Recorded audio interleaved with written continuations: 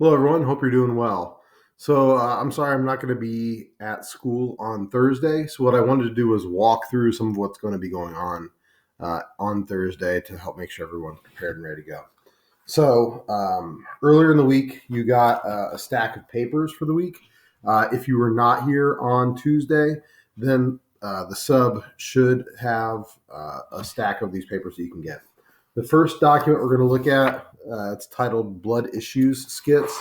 That is one of your at-home activities for earlier in the week. And what you'll end up doing is just picking a couple of these topics, and then it can be really brief, but just briefly sort of describe what's going on in a little skit that you come up with. So that should be pretty straightforward. Again, there's a rubric, and you'll submit that through Canvas. The last document in that, one of the other documents in that stack are some clinical application questions.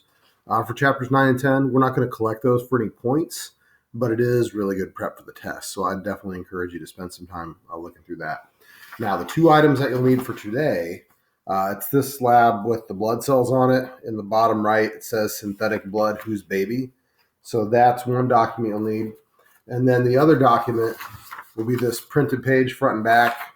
It's got some alleles in the front at the top, and this is the synthetic blood, whose baby extension questions. So I'll say extension questions there. So this is what's going to be due on Tuesday next week. So you might just take a moment and just write, due Tuesday, and then it's the paper version that's going to be due. So this paper is going to be due on Tuesday next week. Now, looking ahead to next week, we'll go over some stuff on Tuesday, review stuff on Tuesday, and then we'll test on Thursday. The whose baby extension questions will be due on Tuesday. Now, the bulk of our time today is going to be spent in this lab activity. So up on the board, when you look at the board in class, I've got all sorts of background information up there on the board trying to walk you through stuff. And at the lab stations, I've got some explanations and things of that nature to sort of help you out. So just reference the stuff that's at the lab stations as well.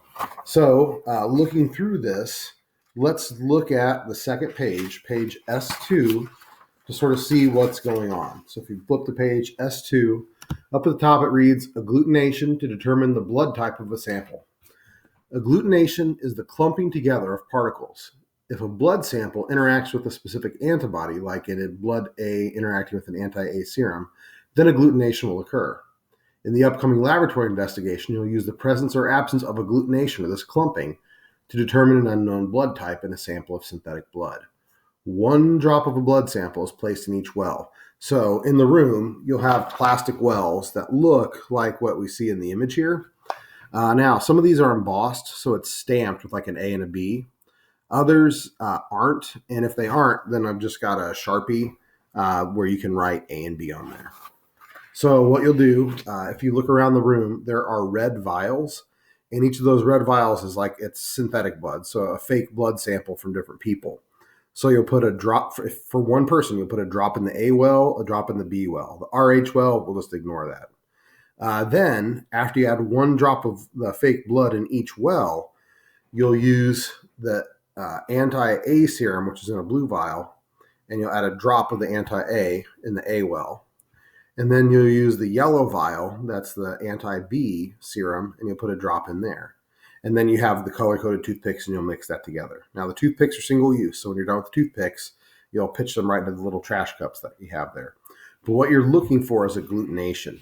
If you look at C, if you look at B in this image, you'll see that B looks like there are little particles in there. So that's the agglutination that occurs. So here's the deal. An anti-A serum tells you if the A antigen is present. The anti-B serum tells you if the B antigen is present. So if you add the B serum and it clumps, that tells you it's type B blood. So in this case, the person would have type B blood. What is clumping is what is present. Okay. So again, looking at the instructions, it says a drop of blood of a blood sample is placed in each well of the blood typing slide labeled A and B. You'll not be using RH in this investigation. A drop of synthetic antibody serum is added to each as follows.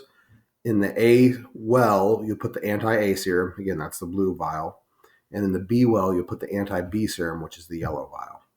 So now let's move into interpreting the results. It says, after mixing the specific serum with the blood sample, you can observe the presence or absence of agglutination in each well. Agglutination indicates that the blood has reacted with the specific antibody serum and therefore has antigens that are incompatible with that type of antibody. So again, it's basically, if it agglutinates, that's what's present. So here in this example image that you see, it agglutinates for B but not for A, so the person has type B blood. All right, so now let's move on to the pre-lab questions. This is on page S3. Up at the top, it's ABO blood groups are inherited. That's the section we're looking at. So it reads, ABO blood groups are inherited. There are 3 alleles, A, B, or O, so there are 3 versions of the gene. When present, the A and B alleles are always expressed in the phenotype, which means that A and B are codominant. Both the A and B alleles are dominant to O. The O phenotype always indicates that the genotype is homozygous. The A and B phenotypes may be homozygous or heterozygous, and the A and B phenotype is always heterozygous. This feels like a lot of blah, blah. Okay, let's move on to the pre-lab questions. It says, shown in the table below are the antigens present on the blood cells of 4 different people. So it's the proteins that are present on their blood cells. Fill in the corresponding blood type, which is the same as like the phenotype, and the antibodies expected. Okay, so for the A red cell antigen A, that means they have the A protein present. That means they'll have blood type A. Now, if you look up on the board, you see that we make antibodies against what we don't have. So if you have blood type A, that means you have the red cell antigen A, and then you make anti-B antibodies. Again, you make antibodies against what you don't have. If you have red cell antigen B, well, what blood type are you going to have? Pause, let you think. Okay, you're going to have blood type B. And then the antibodies that are in your plasma, what's in your blood, you'll have anti-A antibodies. Now, what if you have the A antigen and the B antigen? What blood type do you have? Okay, you have AB blood. And what antibodies will you have? Well, do you want any antibodies if you have the A and B proteins? Well, no. So you wouldn't have any antibodies in your blood. Finally, if you have neither the A antigen nor the B antigen on your blood cells, then what blood type do you have? You've got type O blood. And then, again, you make antibodies against what you don't have. So what antibodies would you have? You'd have anti-A and anti-B. Now, if you would, please make a little note to yourself off to the side of part 1. This is not what you're testing in lab. Okay? So in table 1, this is not what we're talking about in lab. This is what is happening in the body. Part 2, this is what we're doing in lab. So make a big asterisk or a note. This is what you're going to use in lab. All right. So for number 2, it says, for each blood type in the table below, fill in the expected agglutination result, either yes or no, from the mixing of blood with each of the antibodies. So if you have blood type A, what should you get agglutination if you use the anti-A serum? Well, yes, it should agglutinate. The anti-B serum? No, it shouldn't. Okay, if you have blood type B, should it agglutinate with the anti-A serum? Well, no, but it should agglutinate with the anti-B serum. Well, what if you have type A blood, AB blood? What should it agglutinate with? Well, it should agglutinate with both anti-A and anti-B. But if you have type O blood, you don't have any of those proteins on the surface. So will it agglutinate with anything? Well, no. So you'd say no for anti-A and anti-B. So please make special note of that. I think I taped that to the lab station so you could reference that as well. But number 2 is what you're going to use to interpret your results on the lab activity. So now let's get into the lab activity itself. If you turn to page S4 in the document, it reads, up at the top, about a quarter away from the top where it reads the situation. The nurse at City General Hospital is in turmoil. The nursery at City General Hospital is in turmoil. An hour ago, a violent storm damaged the hospital power plant, cutting off main power and almost all generator backups. During the storm, 2 single women, Kim and Andrea, delivered 3 babies. The healthy babies were whisked to the nursery where a portable generator was available. The babies were measured, tested, cleaned, and swaddled.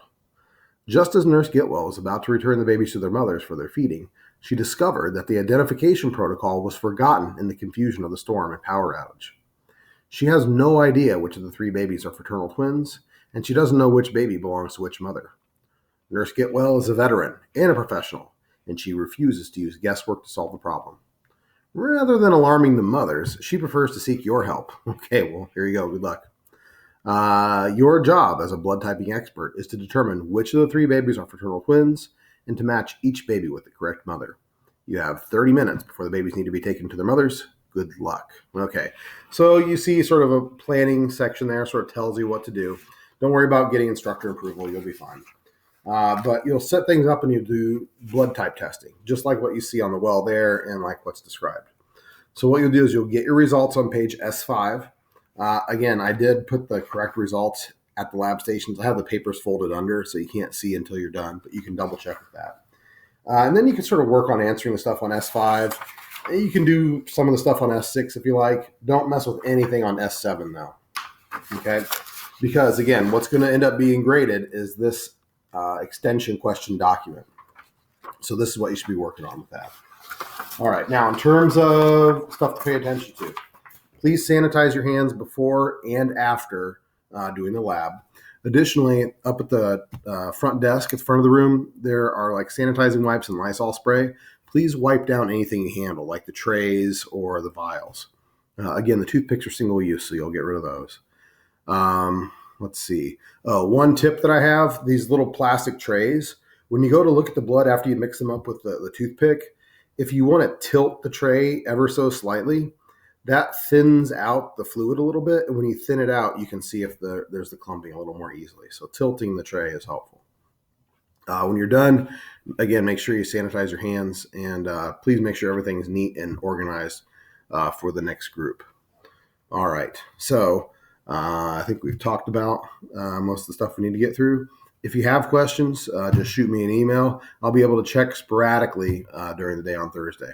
I hope everything goes well for you. Good luck and enjoy the lab. Thank you.